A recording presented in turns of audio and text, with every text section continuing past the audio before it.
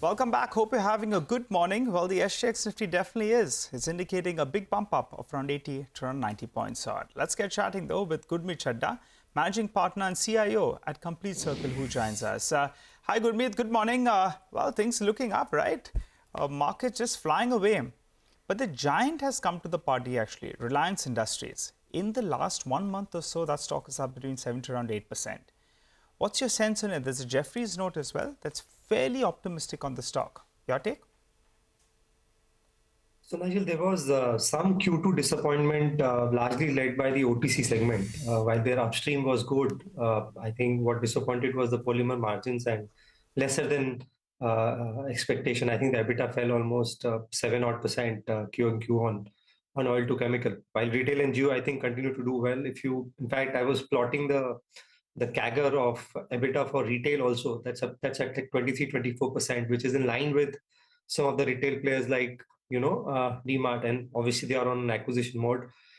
Geo ARPU, I think, will further go up as the 5G launch happens. I think the per capita subscription should also improve.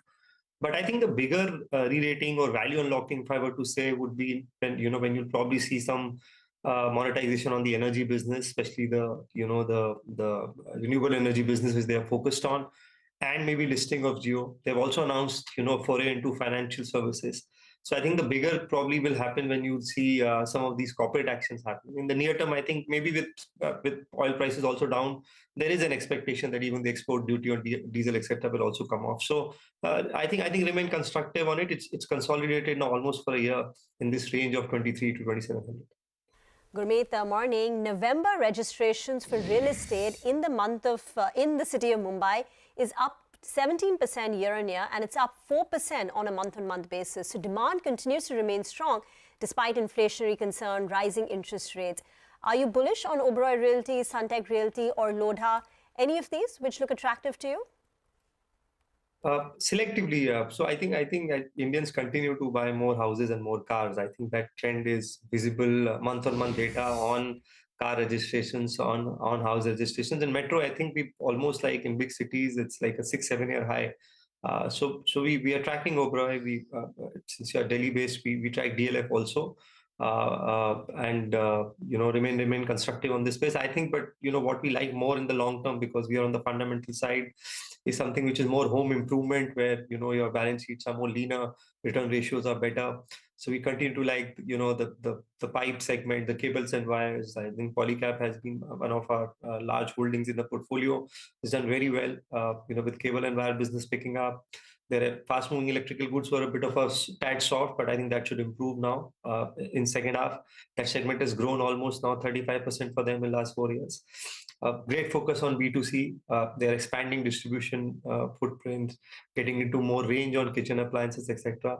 And this is still a huge unorganized market as far as even the cables and wires go. So more those companies, even some of the cement companies now with price hikes, etc. So dominantly through the home improvement players, and selectively through the reality players.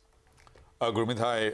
Good morning. By the way, I heard you on the issue of Mercedes versus SIPs. I thought you made eminent sense, Gurmeet. Delaying gratification in favor of compounding is good, and that should be the way to go. But extreme delaying is also not good, right? You need to live life as you go along as well, along with, of course, your SIP. So very balanced. Gurmeet, a quick word on three names. These are all, we saw a big surge in, let's pull up, Varun Beverages was up 14% yesterday. Valuations compared to historical averages were in any case at the upper end, but this is MSCI impact. There was Bajaj Holdings, that'll come up, something like a Tube Investments, so all MSCI, by the way, but huge powerful moves towards close. Even Shriram Transport. Do these moves fade, or you think these are new levels? I mean, ETFs would have rushed to buy to match the change in the indices in the last hour yesterday, , , , , , , , , , , , , , , , , , , , , , , , , , , , , , , , , , , , , , , , , , , , , , , , , , , , , , , , So Prashant, what we've seen is I think these are more event-driven news like the rebalancing and inclusion and entering after the moves have happened. Typically is being counterproductive. And we do like Varun Beverages. I think it's a great franchise, great ratios. We also like another concern of theirs, which is the same group, which is Devyani, which is a master franchisee for Yum brands. Including KFC, Pizza Hut, etc., and the coffee chain, including Costas. We like some of them. Also, I think they're a great reopening play.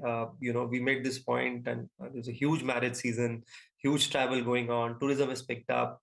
And a lot of it will have a rub off, on them in consumption. So obviously, Varun Beverages probably it's a little more cyclical, with summers probably being more dominant versus H2, but the portfolio is being diversified. We continue to like even Tata Consumer. I think some of the FMCG names might come into action as raw materials soften, and I think inflation data will surprise big time once you get into January, February. I think, and my personal sense is I've been traveling. I think it's a little more pronounced than what is being reflected in the numbers, whether it is US or whether it's in a lot of pockets. The rural recovery looks a little, some uptick, we are seeing there. So I think that could play on the FMCG numbers as well. So some of the food names like Tata Consumer, selectively, and maybe Adani, Wilmar, etc., they are on our radar.